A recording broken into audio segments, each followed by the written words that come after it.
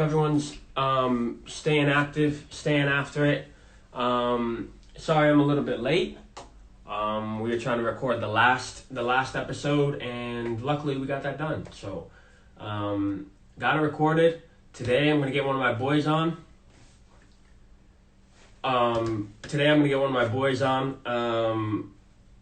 He played at UK, played at University of Kentucky, a top D1 program in many sports, not just soccer, but top D1 program. I met him when he trained at Toka, Norcross with our boy Brian Alonzo. Shout out Brian Alonzo. Shout out Johnny Marcado. Shout out those guys. Great facility, great place. Can't wait to visit them there. But guys, we're gonna get into it. Kaelon, do you know how to get in? But guys, listen, some quality knowledge.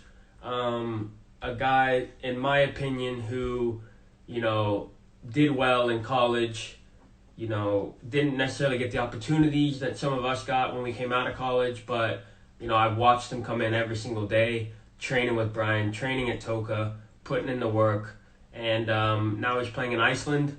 Last year, third division, I believe, ended up getting player of the year in Iceland, then going to the next level, and that's what I'm trying to teach you guys. I got you. I'm going to get you in a second. I'm trying to teach you guys that if it doesn't work out at first, start a little bit lower. Start a little bit lower than you think you should, and work your way up. Get what you're meant to get. Don't rely on anyone else. Don't rely on coaches. Don't rely on agents. Don't rely on your mom, your dad, your older brother. Don't rely on any of them. If you have to, go down a few levels and work your way up. That's what I did. That's what Kellen did as well. He's about to talk about it. We're going to talk about it, and then we're going to talk about Toka a little bit because it is going to be huge, guys. It's going to be huge. Let's get the boy on. Let's get the boy on. Boy from Iceland. All the way from Iceland. We're in. What up? What up, bro? How you doing? I'm doing good. How you been, man? I'm good, bro. You're in Iceland? Yeah, I'm in Iceland right now. I'm trying to get my lighting right. I'm trying to get so you guys can see me. Is this better? Bro, yeah, that's good, bro. So I saw you guys started training again. Yeah, dude. It's been unbelievable. The longest 2 months of my life. Yeah, bro. We started Monday. Right now we're opening up slowly. Yeah. So we're going 7 people at a time right now on one side of the field and then 7 on the other. Yeah. And we're going for 1 hour at a time, and then the new wave of like 14 players comes in after us. So Gotcha. it's not like, a full proper session, but I mean, anything's better than, what Better. we did the past 2 months, bro. It's just like chilling, waiting on football to start. I saw the German league's coming back like halfway through. Yeah. So we're going to have football back sooner or later, but it's been good, man. The past 3 days have been good. My legs are a little tired. The lungs are a little heavy, but I mean, yeah, that's expected. You can only run so much, without the ball. I feel that, bro, and I mean, like, the more and more I go through the game and stuff like that, nothing beats like game fitness. You can work out as much as you want. You could, be Mo Farah and run marathon after marathon, but the game is way different. So that's quality. You guys are getting back into training. Is it indefinite, like when the games are going to start, or do they have a date? Today we actually just got our new schedule. So we play June 5th is when we start like our Icelandic Cup, kind of like for like the US Open Cup. Give like teams chance to play like higher division teams in a tournament. And then our league starts for some teams on the 15th, but we start the 19th. So I mean, we're pretty much a month away. We have some friendlies at the end of the month if everything goes well. I mean, right now we're just in like a trial kind of phase. Yeah. Where if everything goes well for the first 2 to 3 weeks and no cases pop up, then we're good to go with friendlies. If the friendlies go well, then we're good to go with the cup, and then hopefully the season. So we're kind of it's a stepping ladder. I mean, we can't go 0 to 100 as everyone would like, but I mean, you just kind of slowly get there, and that's what we're doing right now. Bro, that's interesting. I mean, here in Florida and in Georgia, we're opening up. Like, it's sort of the same thing. Like, slowly, but also, you see the guys at Johns Creek, they're opening up. I Dude, mean, what a they're place. Oh man, what a place, bro. That's a bro, dream. bro, I'm going there I'm gonna try to get over there for the grand opening, bro. Nice. It's gonna be nuts. It's gonna be Yeah. nuts, but I can't wait to get some training in there, bro. I mean, it looked like they had like at least 10, like one-on-one type areas. I mean, Yeah. from back in the day when we started, I mean, you might have been earlier than me, but I was there 3 years ago, and that place was like a 10 by 10 just turf gated, and now they got a whole new facility. Yeah. It's really blown up. It's good to see though. I mean, they put in a lot of work, so I'm happy to see it. Bro, we saw them, like, I was talking to Johnny and Brian the other day, and we're talking about like the day one when obviously Deej was there before everyone, but he was Yep. there, and then I came in, you came in, everyone came in, but at the very beginning, it was in a baseball facility in the Yep. very corner in the Yep. back with one machine, Uh-huh. and we're all like, "Oh, this is cool" or whatever. Yeah. And now I mean, it's about to blow up. It's about to take over the Yeah. whole U.S. And Yeah. and I know I've told you I'm trying to get one here in Jacksonville as quick as Mm-hmm. possible. So, Yeah, dude. um, I'll be there when I get back in October for bro, sure. bro, I'll be back in Jacks.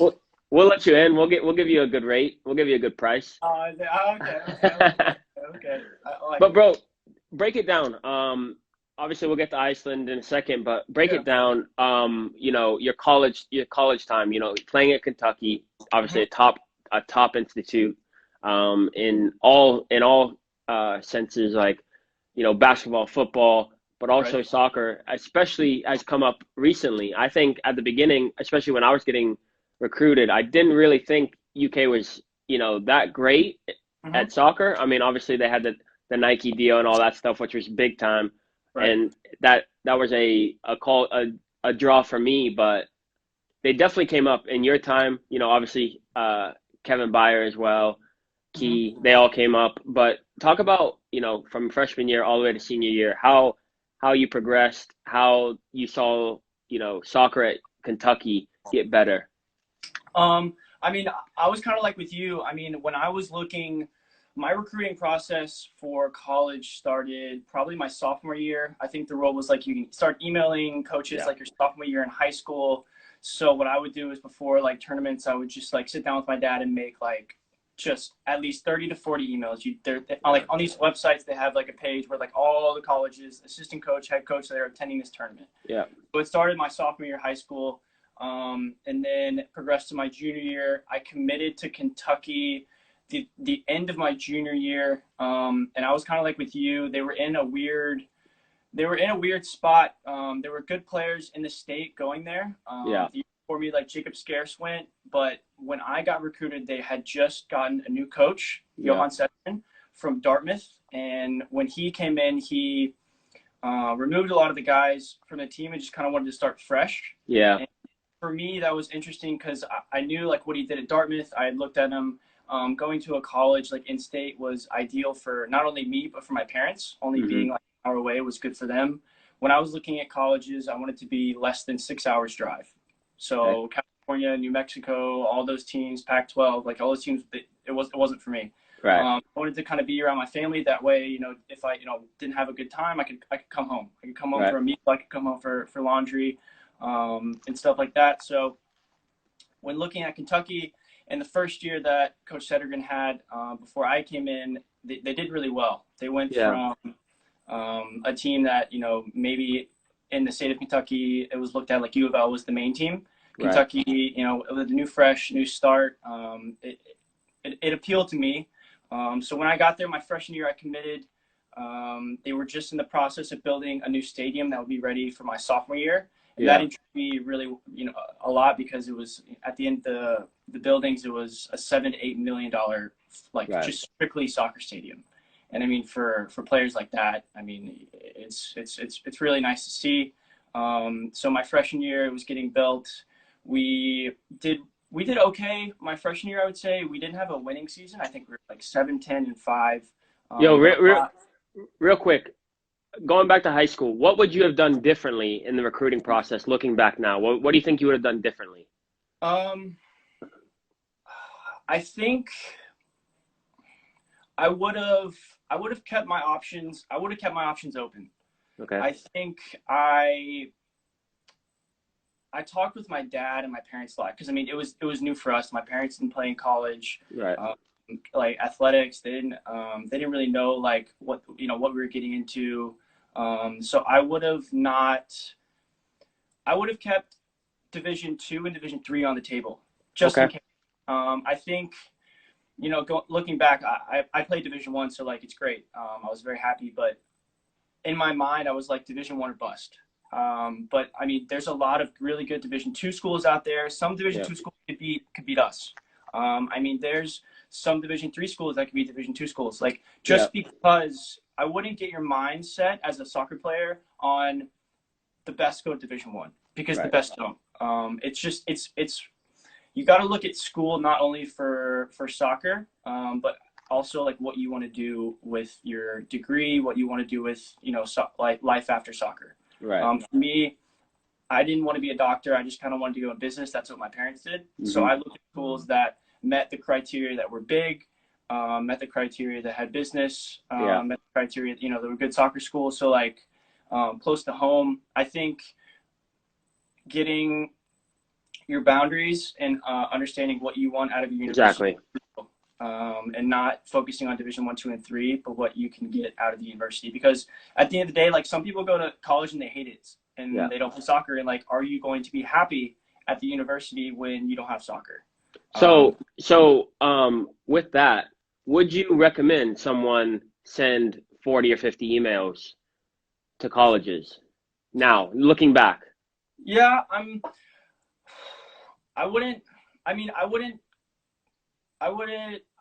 I would send as much as you think. Because, I mean, the worst thing you can get is a no.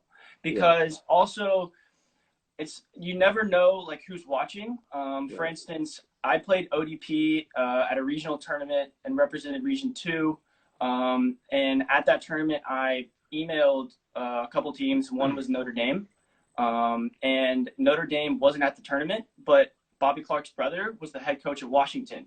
And he was at the tournament, so he came and watched me and said that I was a good player and then told Bobby. Yeah. So it's not like there's no right or wrong answer, but I would just email as many people as you can because you never know who's watching. It could be a brother, it could be a sister, you just never know. I think that's key as well because I think I'm going to put both of them together, right? So a lot of people on here that watch this are from like other countries, and so they're not 100% sure about where they should send their emails, where they want to play college, all that stuff. So I'm going to put both of what you said together. I'm going to say have your criteria, figure that out first, figure out where you want to play, what weather you want to play in, what kind of coach you want to play for.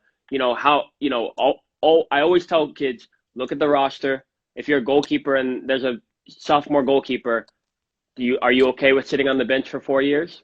Okay, probably not. So, look at right backs, look at left back, whatever position you are. For you, a center back, I'm looking at the center backs. 2 senior center backs, perfect. That's me. I'm going to be in there in a year. So have your criteria, go through, extensive criteria. And then once you have that criteria, look up, like you said, D1, D2, D3, NAIA if you're out of country, and just email the crap out of them. Because like you said, if I email all these colleges, then maybe, like you said, Bobby Clark's son might be there. He might not be there, but his son might be there. Tell him. It's a weird world. I mean, all the college coaches know each other. People used to tell me when I was in the youth, like, hey, make sure you do the right things because everyone knows each other. I'm like, oh, whatever, okay? But now that I'm on the other side of it, now that I talk to my dad a little bit more, now that I talk to, I hear your stories, I hear other people's stories, they all know each other. They all know each other. So make sure you're always putting the correct foot forward. Make sure that, yes, if you're sending out all these emails, make sure that you're going to have to make sure each one is tailored to that coach because if it's not, and you tell, you're talking to Bobby Clark and you say, you spell his name wrong or something like that, guess what? The Stanford coach knows, the Wake Forest coach knows, they all know. So make sure you're being intentional. You're not just sending out a template. In my email list, I was gonna send out a template a college coach template, like great template, right?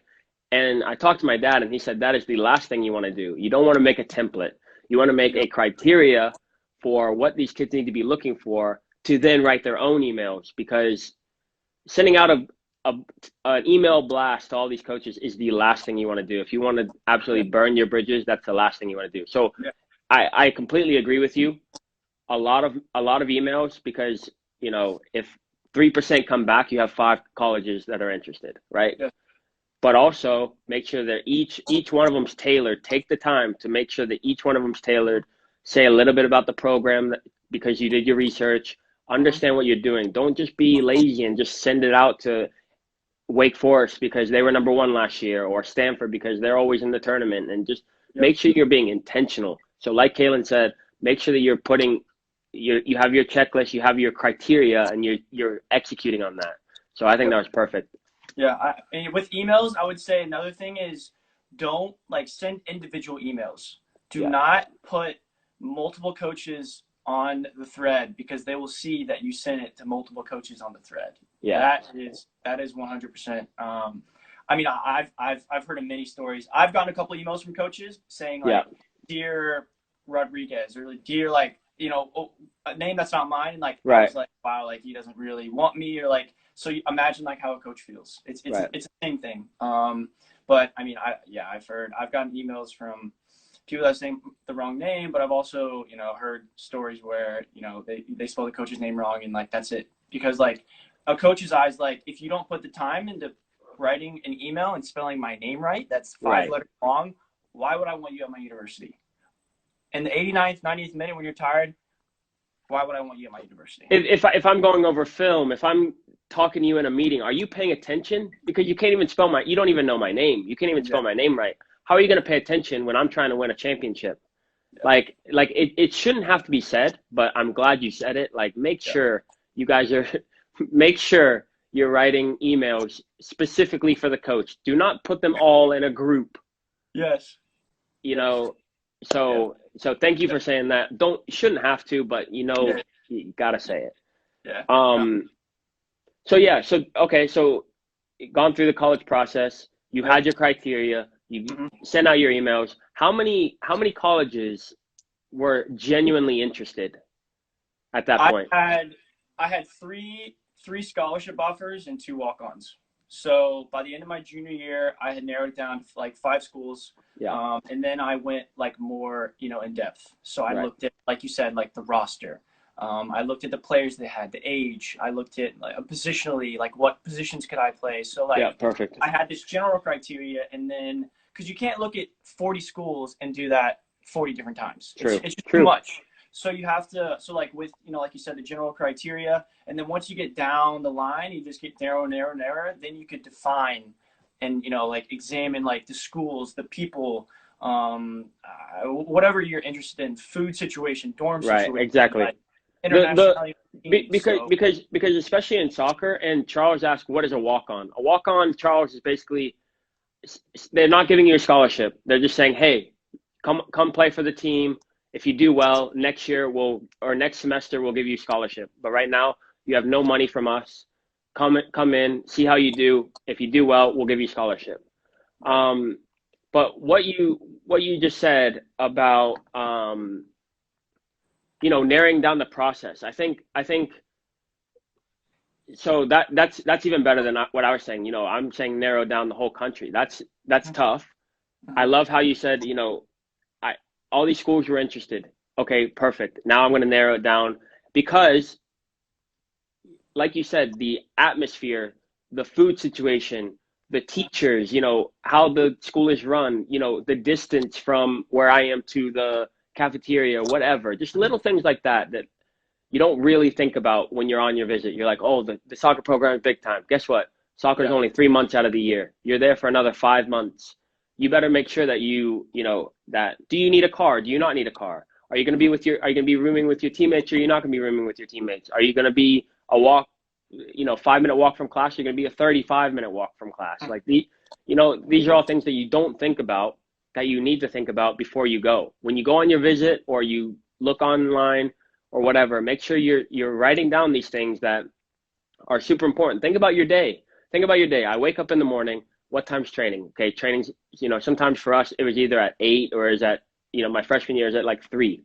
So, okay, going through my day, I need to walk to the cafeteria to have lunch, to have breakfast.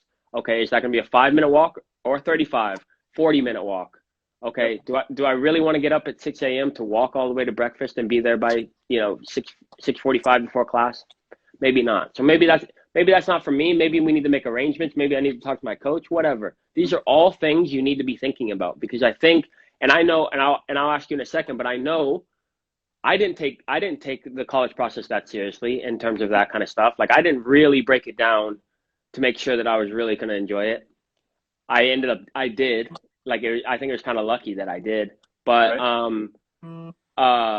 some people, and the number is way too high of kids transferring. In my opinion, it's way too high now. Like, I know all of my friends, if I had 10 friends, I know about 7 of them transferred. That's way too high.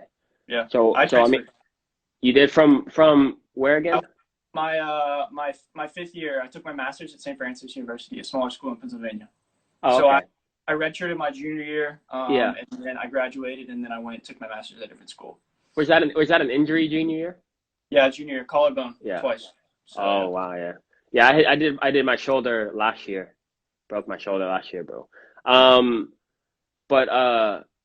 Yeah, and I've talked about this before on on YouTube and stuff like that, about there are reasons you should transfer. I had my boy Akeem Ward on, who came out of high school, had 2 injuries right before he came out of high school, and Creighton's like, no, we don't want you. And he said, well, I still want to play or whatever. So they're like, okay, go to Hastings and NAIA, and then transfer to us. In that case, understood. Transfer.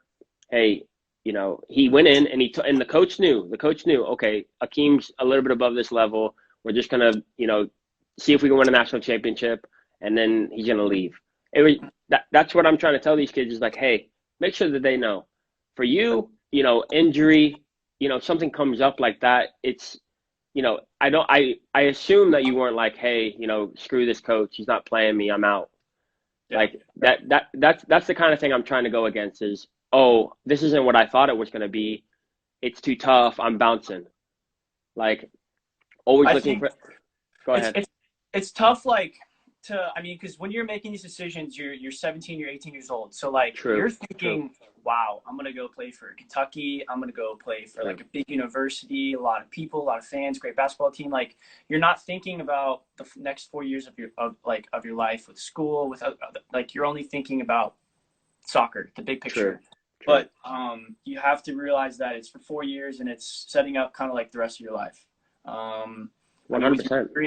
With your friends, with things that aren't soccer related per se. So with me, and I sat down with my parents like all the time, and like I said, when I had the 5 schools, I went deeper. I was like, would I like this? Would I enjoy? Is it for me? I mean, like, what do I want out of like university? And I think that people have to, like, kids 17, 18 years old have to think like this. Unfortunately, they have to grow up a little bit. You have to grow up to like a 22, 23-year-old when you're making the decision, because that's the age you're going to be when you're done. And it's tough to like explain that to someone who's that age, and you don't realize kind of what you're signing up for until you get to college. And if like you said, if you want to transfer, it's a really tough process.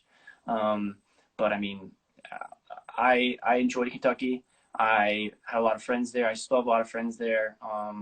Great soccer team, great education. So yeah, it was good. It was good. Well, what would you say? Okay, say I'm a kid who, I'm 17 years old. I'm about to come out of college, or say I'm 16. I'm about to make my decision, or just turned 17, whatever the age is. I'm about to make my decision for a college. What would you say to me? Hey, Kaelon, Wake Forest came and talked to me at the showcase. I think I'm going to go to Wake Forest or Maryland or whatever you want to say. Insert college here. Like, what do you say to me if I say, I think I'm going to go to Wake Forest? Where, maybe another college, like maybe Dartmouth, maybe, North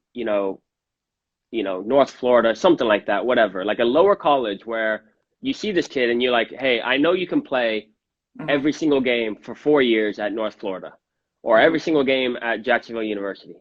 but I don't know if you're going to make it at Wake. You know, they bring in a lot of kids. They bring in a lot of kids, and they see who works, and then they, you know, okay, you're on the bench and wait until you leave. What would you say to a kid who is so set on going to a top university? Yeah, I would just ask him, like, I would ask him why he wants to. Like what do you think is in it for you? Do you want to go to a university and play and, you know, be guaranteed to play 4 years? Maybe you'll be the best player on the team. You'll be like the captain, or do you want to go to like a university where you can work your way up? Do you want to go to a university where you can push yourself, where you can step, where you can step up, maybe as a freshman, get some minutes, maybe as a sophomore, get some minutes? Do you want to wait 2 years until you play, like most of the guys do at Wake Forest? It's all about how you want your college career to go. I'm not saying that people don't go in as a freshman and start. I like it, yeah. Wake Forest. I mean, Jack Harrison played it in NYCFC, and now he's, you know, Man City. So I mean, there are players that have done it, but I mean, it's just all. And the biggest question is why. I mean, for me. And if they can't answer why, then they have to look at it and, you know, pros and cons, have to, you know, define why they want to go there, why that college would be better for them. So, I mean, like we said, at 17, 18, you have to think like a 22 or 23-year-old, and not just, you can't think in the now. You can't think about, oh, I'm going to rep this cool gear, like the Maryland gear, the Wake Forest gear, when I come back and show all my friends. Like, you can't think like that. You can't think about like the materialistic stuff. You have to think about the next 4 years of your life, and that's hard to tell someone. It's tough. It's tough. It's tough to say to a kid and say, "Hey, you need to have a lot more maturity. You need to look at it. You need to look at it 10 years down, or 5 years down the road, or 6, 7 years down the road. What are you gonna like?" That's what I'm saying, is reverse engineering. Saying, what do you want? What do you want? Like. Yeah. You know, someone could tell me, oh, I want to get drafted and I want to go to the MLS. Perfect. That doesn't mean you have to go to Wake Forest. That doesn't mean you have to go to Notre Dame. That doesn't mean you have to go to Stanford. Yeah. You know, Clint Dempsey left after 2 years at Furman. They weren't big time then. You know, so what do you want and how can you get that? You know, and it's like everyone is looking at the clout and saying, hey, I went to Wake. I went to Clemson. I went to all these different schools. And like, some people can go there and play. Some people can go there and play. I'm not saying that you're not good enough, you can't go there and play, but, you know, there's a lot more involved than just being good at soccer, you know. And I think, and so talk about the mental aspect. You know, you've been through a couple of injuries. Talk about, you know, that year in college, the junior year where you ended up transferring. Yeah. Talk about what was the mindset? You know, how did you get through it? How are you doing what you're doing now, which we'll get into in a little bit? Yeah, I mean, injuries are always tough. I mean, being out for 1 or 2 days is tough. So my injury was 7 to 8 weeks. I was playing my junior year. I was playing summer soccer in Knoxville, Tennessee, and I was riding a mountain bike and I broke my collarbone. I was going down a hill and just broke it. So 7, 8 weeks. Yeah. So that ended about August 2nd or 3rd, and I had to report to preseason like the 5th. Yeah. So once August 2nd or 3rd hit, like, I was really excited to go and start training and start running, like trying to get fit in 2 days, 3 days, which was going to be impossible. Right. So I went to play indoor, and I got, I guess, tired or something, and I just tripped, and I fell on my arm, and I broke my collarbone again. Wow. That put me out for 6 to 8 more weeks. So I went into preseason with a broken collarbone. Wow. And this wasn't good for the relationship with me and my coach, because I had just come off a sophomore year starting every game except one. Yeah. Playing every minute possible, you know, except the first game. So like, I was supposed to have a really good junior year, and the back line that we had, like, I was one of the main guys. So to come into preseason, you know, 6 to 8 weeks out, my coach wasn't very happy, and, you know, obviously I wasn't very happy. So mentally, I knew what I had just gone through the first time I broke my collarbone. 6 to 8 weeks of, you know, just sitting, watching TV. Like, you can't really do anything. Can't do anything, yeah. anyone doesn't know, your collarbone's right here, right? And you don't realize how much like just turning and moving and all this stuff, so you can't run. Bro. Yeah, that I mean I went through that last year, bro. Honestly, you can't put on your shirt, you can't drive. Like everything just absolutely sucks. You breathe and your shoulder goes up like that, you're like, and everything. So I get it, bro. I mean, so breaking it for the second time, I knew what I had just gone through the first 6 to 8 weeks. And now it was like, well, crap. Now we're starting the season, and the season is only like, let's say, I don't know, like August, April, May. I mean, 3 months, three and a half months.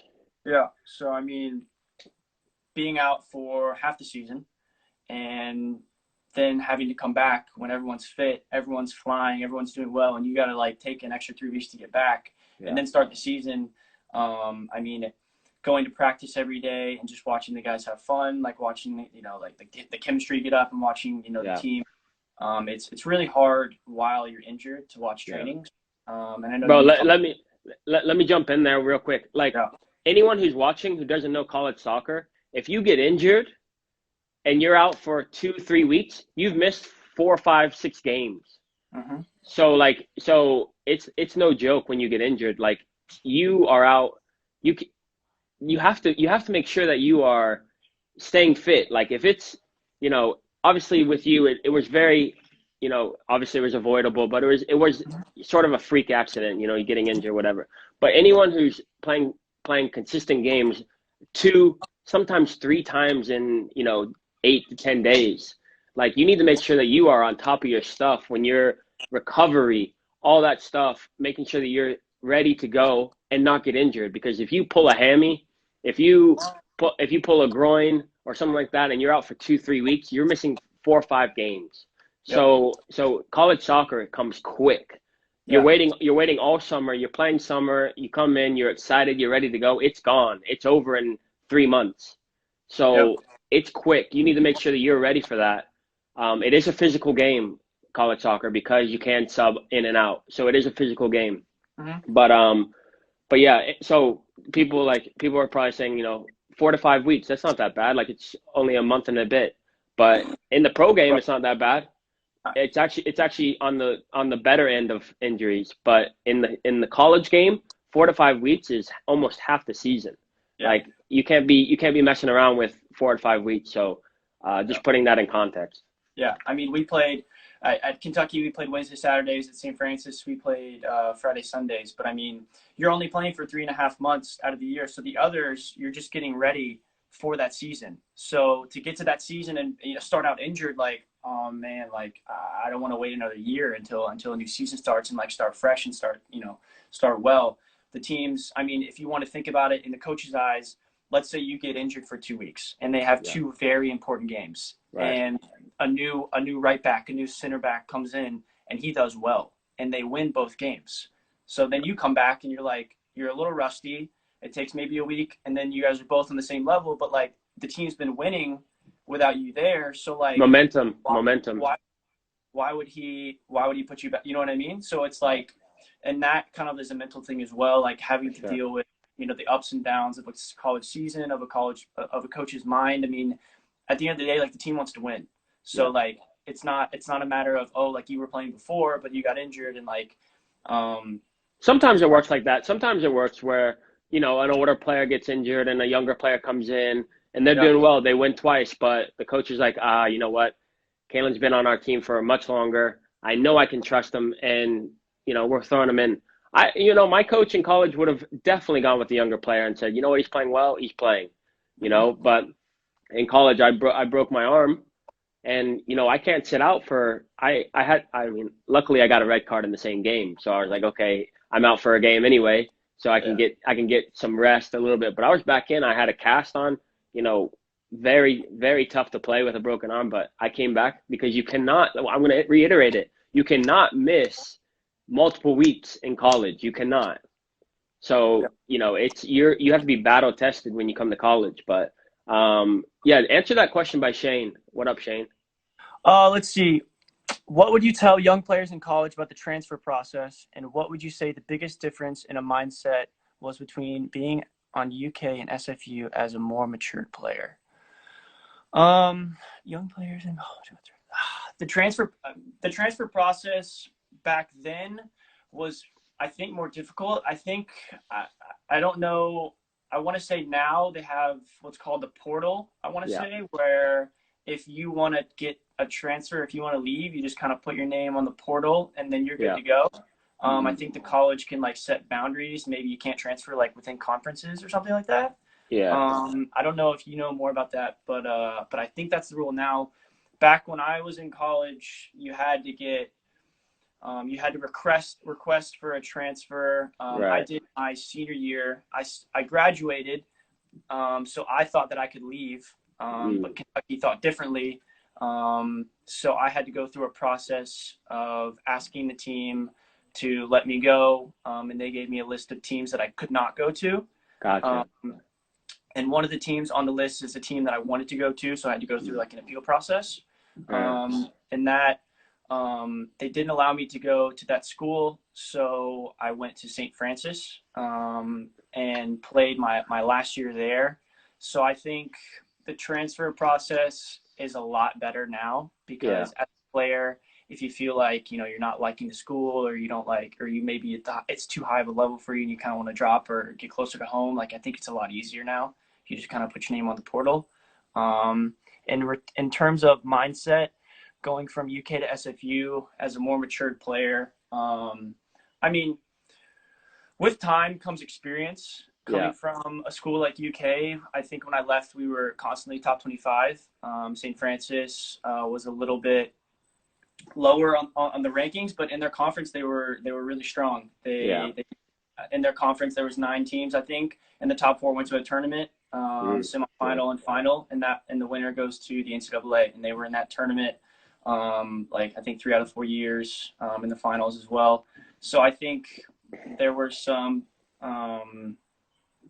things that I brought from Kentucky in terms of leadership, in terms of being in the spotlight of like top 25 team and the challenges that brought.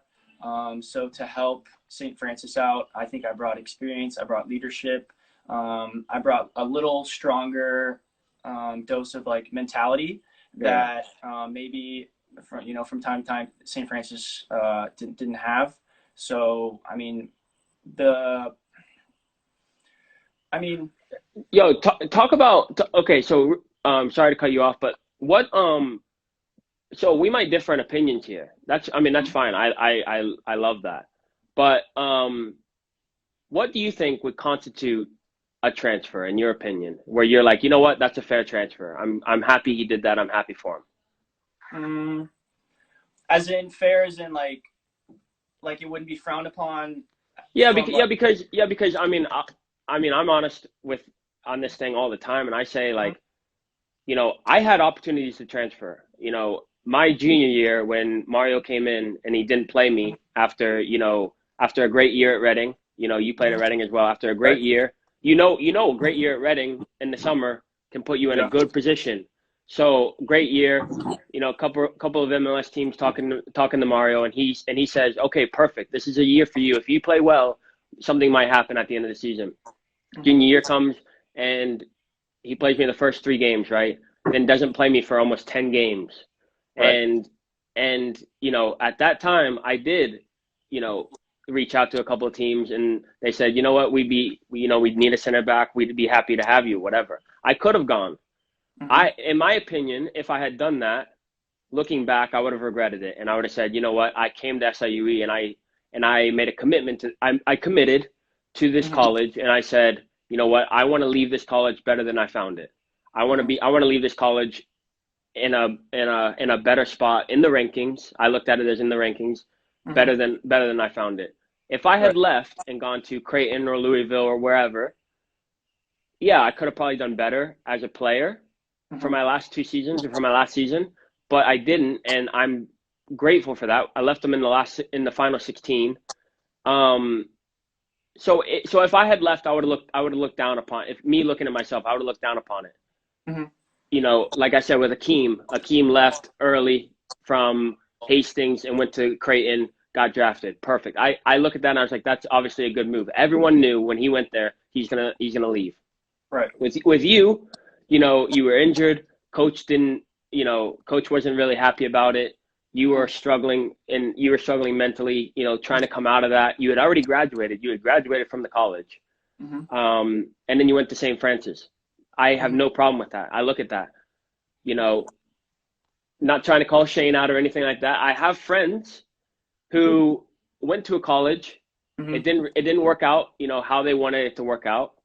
And, not because of injuries, not because of, moving up in level, not because of any of that, but they left because the coach didn't like them, or it was too hard, or they had, classes were too hard. I don't know, anything like that. The food wasn't good.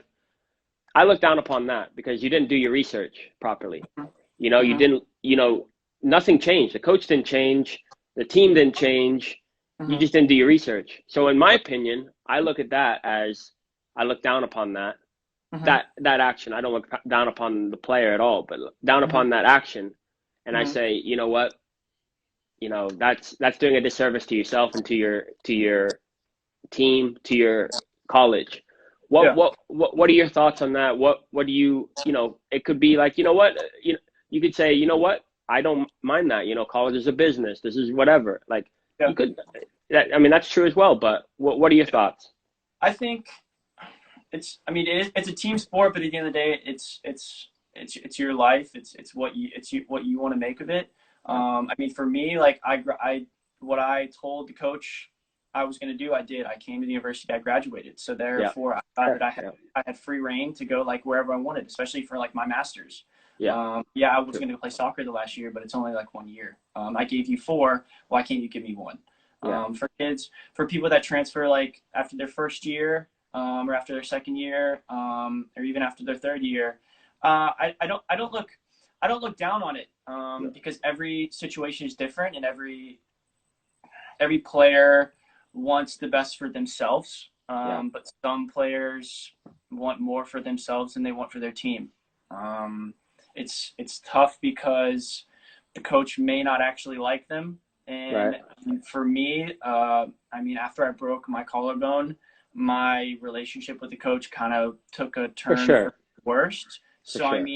As a player, if you don't see yourself, if you kind of see like a glass ceiling and you can't push through it, like maybe you just have to move on. It's one of those, it's actually, going through a transfer process is really tough because you're leaving people and teammates that you've been, with for, all the times of the day. You wake up, you're with the team. You go to your tutoring sessions, you're with the team. You go to eat, you're with your team. So like, it's not only leaving the university, it's like leaving your friends behind. So it's a really like tough process, in that regard too, because it's like you're leaving, it's like you're becoming like, kind of like a traitor, and it's kind of like looked down upon. But at the end of the day, like you have to do kind of what's best for yourself. And if 100%, I see your process. I see you as doing exactly what you needed to do for you. You gave Kentucky 4 years. What's going to happen is going to happen in 4 years. So you gave them 4 years through the injury, through all that, and relationship suffered. No big deal. I graduated from this college. I got my diploma from here. I did everything I could, and you went to St. Francis for your final year. For me, absolutely no problem with that. I think that's exactly the way to go.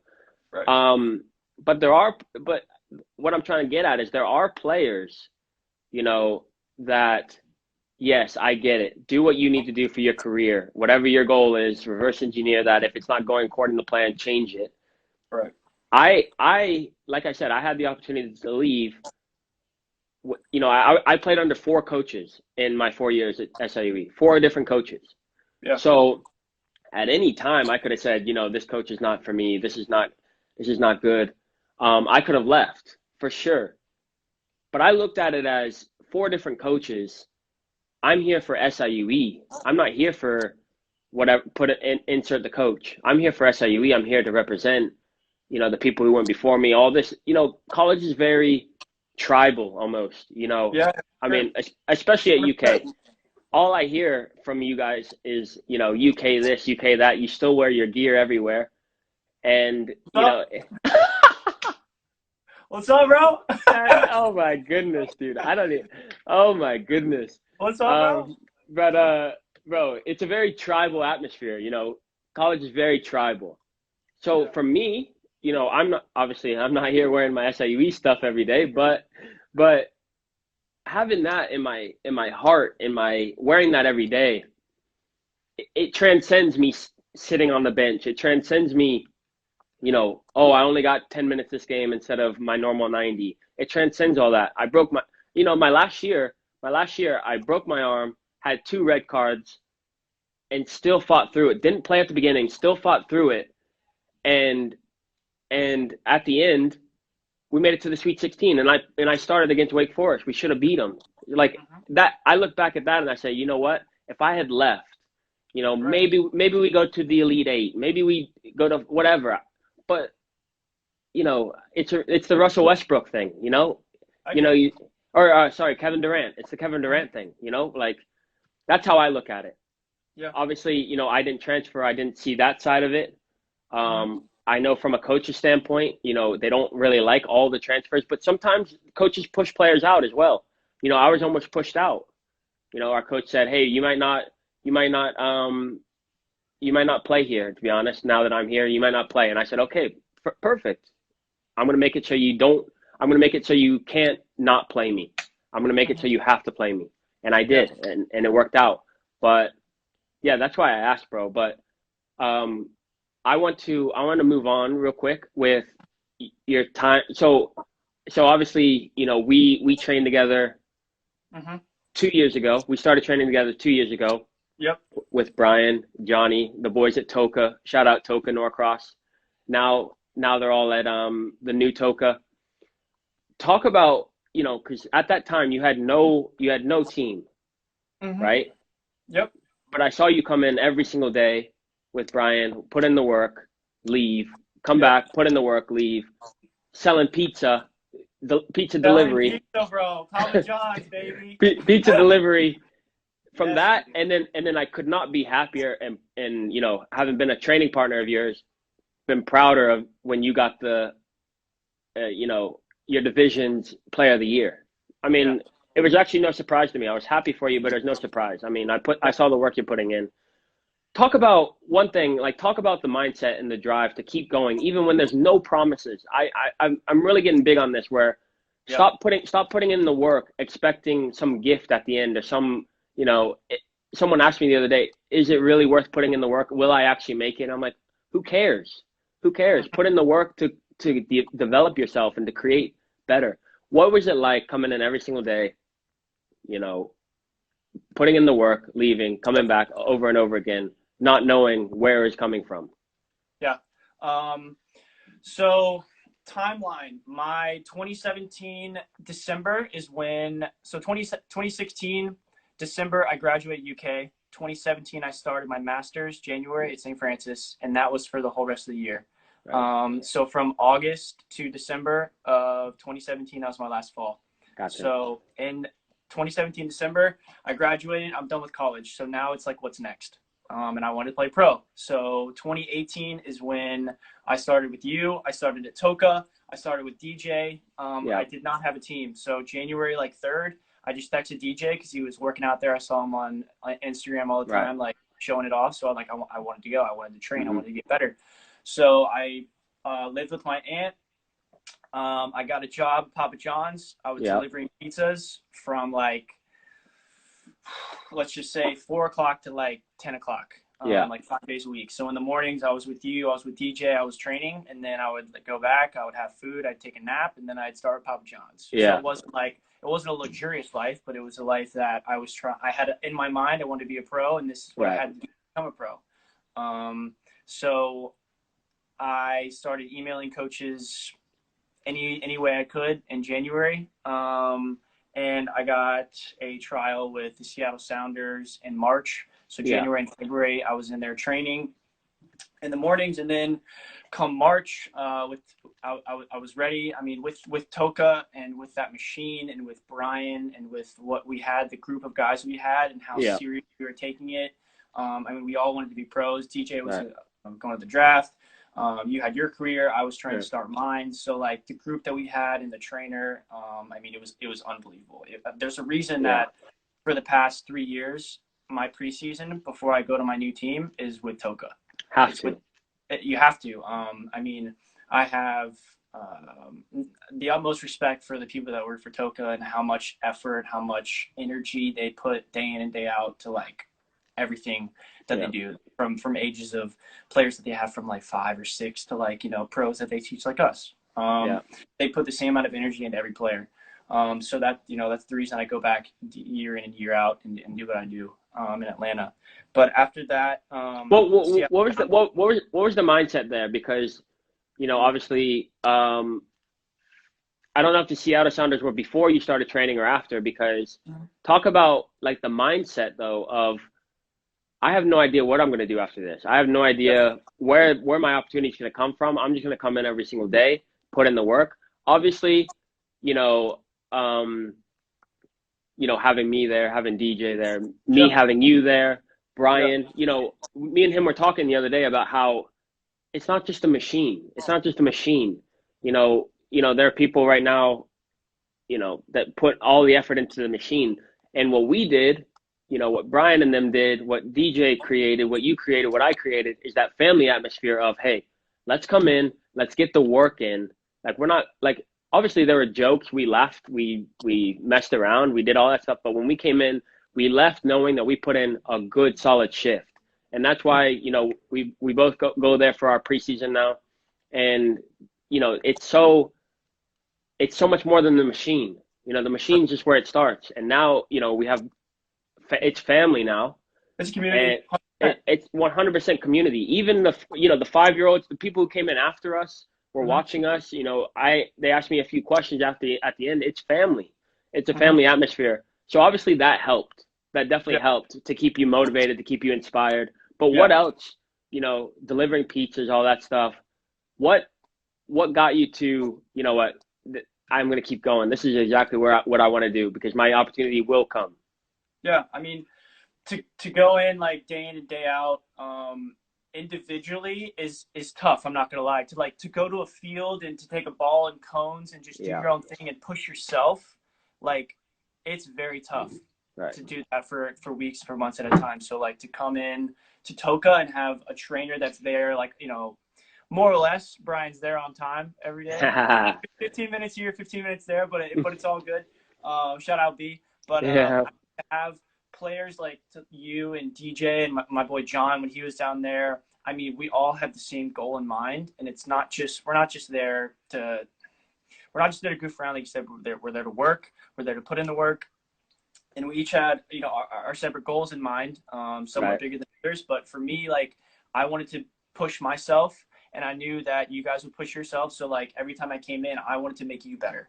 Right. You know, along with making me better. And Brian was the same. And like you said, we didn't just use the Toka machine. We used regular size 5 balls, smaller balls, bigger balls, whatever. We had different drills.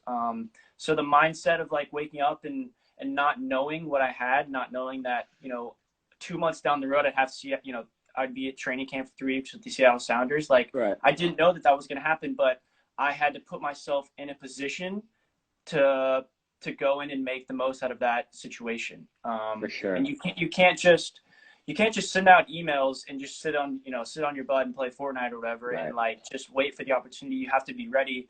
And going to teams in the USL Championship or the MLS, like, you can't just show up and not be ready. You can't like take a week, you know, with them and like, you know, get your feet back, get your ball work back, whatever, your touch back. You can't do that. You have to go in, and from day one, from the first touch, you have to deserve to be there. And I think that's the mindset you have to have before you get these opportunities, is like, you never know when it's going to come.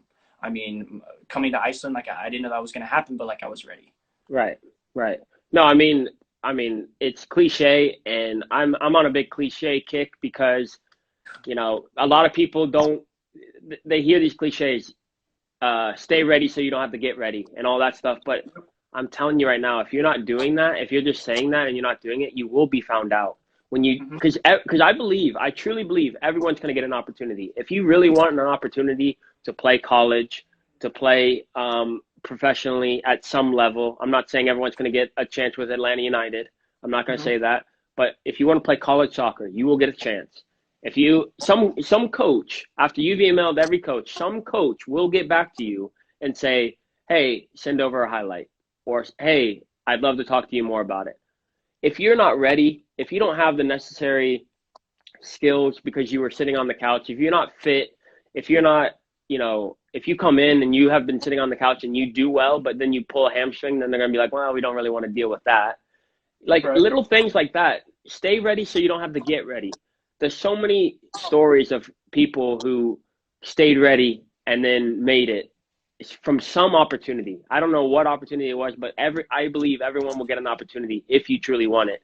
If you truly it comes from emailing coaches. It comes from, tryouts, combines, whatever.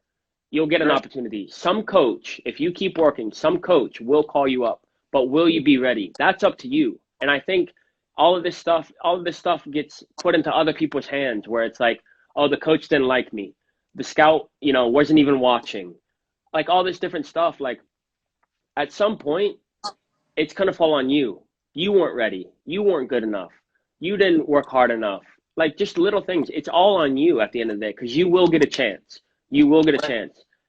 Just making sure that you stay ready so you don't have to get ready. That's key. And that's one thing that I looked at you and I said, I really respect you for coming in every single day, having no real idea of what's coming next. But I went through the same thing. After my senior year, I was on the couch. I was training every day, hard trainings every day, making sure I was staying fit. But I was still at home in March. So I was like, you know what, where's it coming from? I have no idea where it's coming from, but you just got to stay with the routine. You got to stay with the process.